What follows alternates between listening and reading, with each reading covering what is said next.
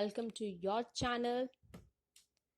Please like, share and subscribe your own channel, School Studies. Now you might be thinking, why to subscribe my channel, School Studies? So here is your answer. You will get daily one video related to different subjects. It will help you and your child understand the topic easily. In your channel, there are videos related to different subjects like English grammar, general knowledge, social science, mathematics and science. So today we will see video related to social science subject. In that today's topic is floods. So this is what the situation of flood is. Now let's see what is flood and causes in this video. A flood is a hazard that can occur in many countries in Europe and in the rest of the world. You have probably seen many floods on the news happening somewhere in the world and may be close to where you live. Floods bring misery to those that live in the area. They can cause loss of life and often cause a great disruption of daily life.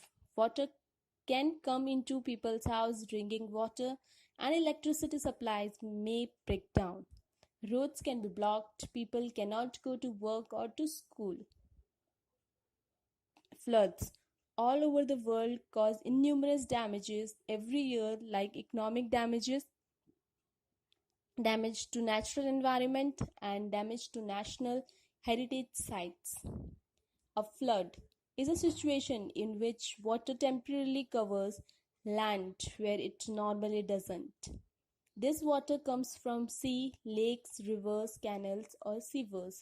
It can also be rainwater.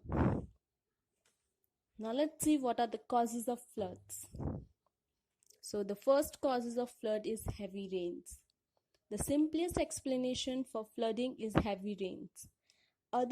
No matter where you live, you are surrounded by infrastructure and systems designed to move rainwater into appropriate basins and reservoirs.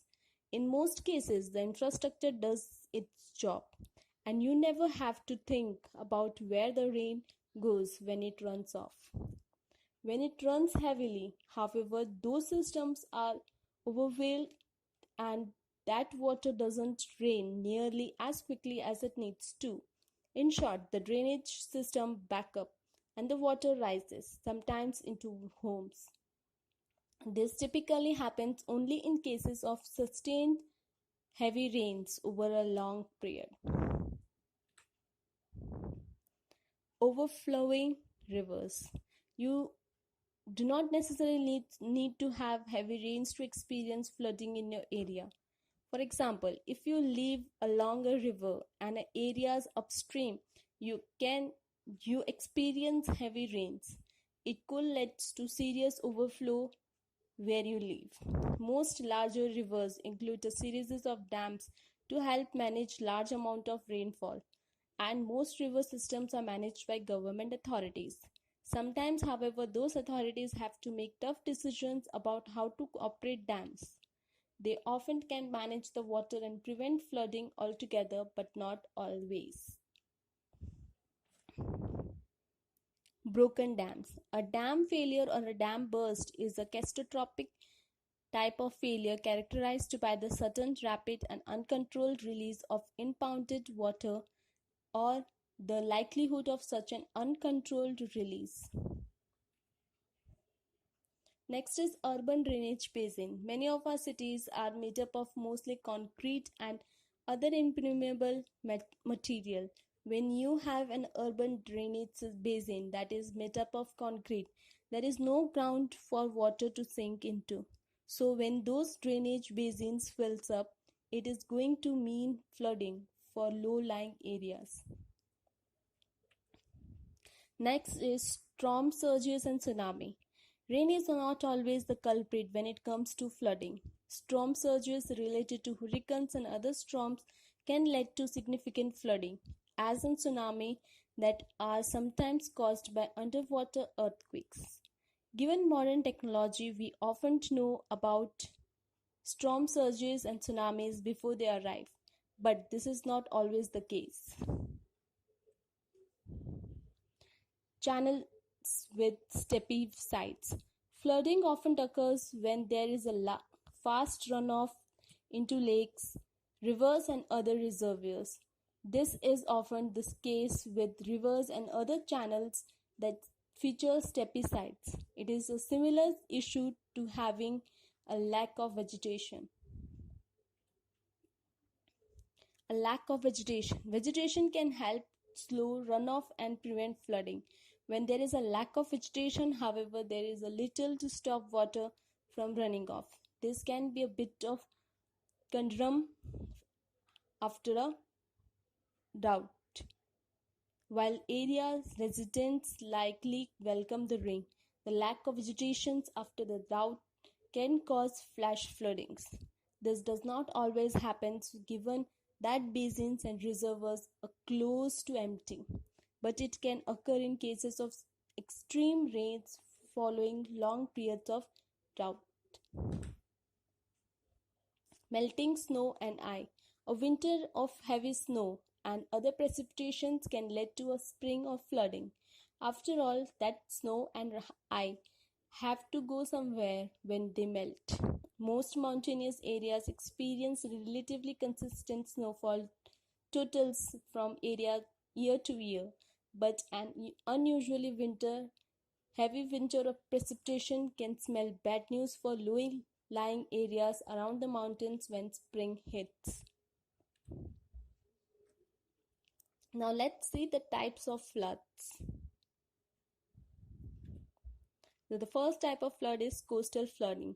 Coastal areas often bear the brunt of severe storms, especially if these have gathered pace over the oceans. Extreme weather and high tides can cause a rise in sea level, sometimes resulting in coastal flooding.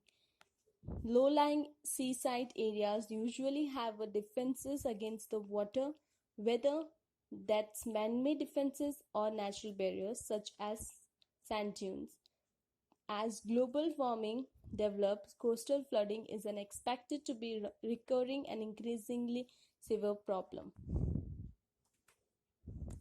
River flooding. River flooding is one of the most common type of inland flood occurring when a body of water exceeds its capacity. When a river bursts its banks, typically due to high rainfall over a prolonged period of time, localized flooding can cause considerable damage to surrounding properties, as well as posing a significant safety threat. To prevent flooding, rivers need good defenses, especially in flat or populous areas. Flash flooding. Caused by heavy and sudden rainfall, flash flooding happens when the ground cannot absorb the water as quickly as it falls. This type of flood usually subsides quickly, but while it lasts, can be fast moving and dangerous. Flash flooding can be prevented by good drainage system and by avoiding overdevelopment of floodplains. Next is groundwater flood. As opposed to flash floods, groundwater flooding takes time to occur. As rain falls over an extended period, the ground becomes saturated with water until it cannot absorb anymore.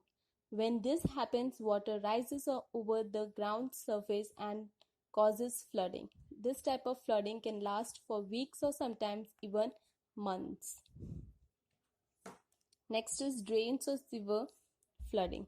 Severe floods are not always attributed to the weather as well as rainfall. They could occur as a result of blockage or similar failures within the drainage system.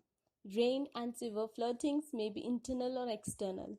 While there may be many different types of floods, they all share one common attribute: the potential to wreak havoc. So this was all about floods, types of floods, and the causes of floods. I hope you liked my video. Thanks for watching my video. Thank you.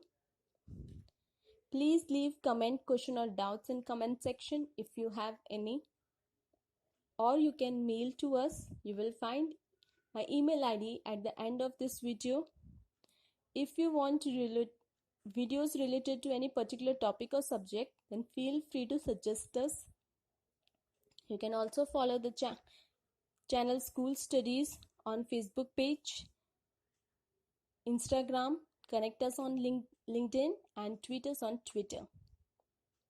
I hope you liked my video. Thanks for watching my video. Thank you.